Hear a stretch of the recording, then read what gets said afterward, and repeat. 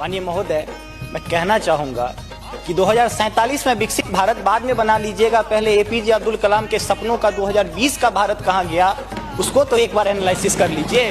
और मैं मानता हूं कि उसके एनालिसिस के पश्चात जो आपके पास जो रिजल्ट आएगा, जो परिणाम आएगा, वो 2047 के विकसित भारत की परिकल्पना को पूर्ण करने में कहीं ना कहीं बेहतर साबित होगा। मैं उस क्षेत्र से आता हूं जो बिहार को दो भाग में बांटती है, एक नॉर्थ बिहार, एक साउथ बिहार। हमारा मिथिला का रीजन 6 महीने बाढ़ के पानी से ग्रसित रहता है। जब मैं राज्य सरकार से पूछता हूं तो कहती है कि विदेश का मामला है भैया, नेपाल पानी छोड़ देता है, मैं क्या करूं, उधर से चना डैम बना देता है। अब तो राज्य में भी सरकार आपकी है, केंद्र में भी आपकी है, तो प्रभु कृपया कुछ तो मदद कीजिए। दूसरी बात, कोसी का संसद में कह दिया गया कि ड्रेस कोड ये होना चाहिए। अरे मैं बाढ़ के उस इलाके से आता हूं जहां आधा धोती पहन के संसद तक आना पड़ता है, न सड़क है न कुछ है, तो कैसे आऊंगा।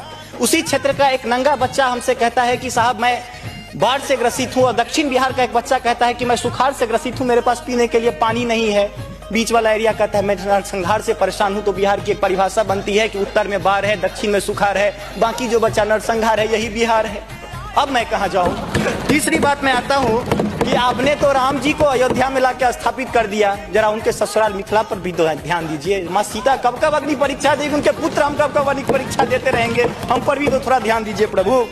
बाढ़ का पानी जब हमारे बिहार से निकलता है तो लगे लगे बंगाल चला जाता है, और जो भी हमारे पास रोजी रोटी रहती है खत्म हो जाती है। तो मेरी पत्नी भी कहती है कि लागल लागल सजन धक्का सलम कलकत्ता चल गया, कितना आगे जाए। आगे आते हैं, और पर्यटन की पर्याप्त संभावना है। एक बार आप कृपा करके देखिए, पर्यटन मंत्री बैठे हुए हैं, अब ताजमहल मुमताज महल की याद में बना, आपने उसको 7वां अजूबा में शामिल कर दिया। अरे हमारे यहाँ गया में दशरथ मांझी छेनी लेके पूरा पहाड़ तोड़ दिए, इससे बड़ी और क्या बात हो सकती है। उसको पर्यटन के लिए रखिए। और ये जो भूखमरी, बेरोजगारी, अशिक्षित राज्य की जो हम पर वो जो पीठ पर धो रहे हैं, वो हमको इसी तरह की कविता याद दिलाती है कि तू सिंह मारती गैसी, मैं कोने में दुबका बैल प्रिय, मैं पीपल सा सीधा साधा, तू मुझ पे लटकी चुड़ैल प्रिय।